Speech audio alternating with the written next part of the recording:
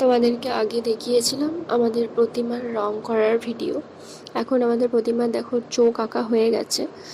আমার ইচ্ছে ছিল যে তোমাদের সাথে চোখ আঁকার সময়কার ভিডিওটা শেয়ার করার, কিন্তু আমি পারিনি। আমি একটু বাইরে গিয়েছিলাম, কোথায় গিয়েছিলাম সেটা ভিডিও শেষে তোমাদেরকে অবশ্যই বলবো। এসে দেখলাম প্রায় সবই কমপ্লিট, বাকি পড়ে আছে অসুর আর সিংহ, আর এদিকে কার্তিক ঠাকুরের চোখ আঁকা চলছে। ভাইও হেল্প করছিল আর মলে কাকু আঁকছে।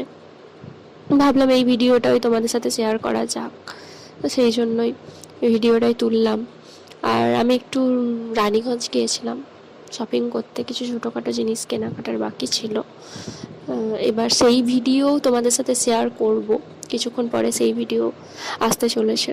তো তোমরা দেখতে থাকো আর আমার চ্যানেলটা সাবস্ক্রাইব করে দিও, তাহলে আরও বেশি বেশি ভিডিও আমি বানাতে পারবো এবং তোমরাও দেখতে পারবে।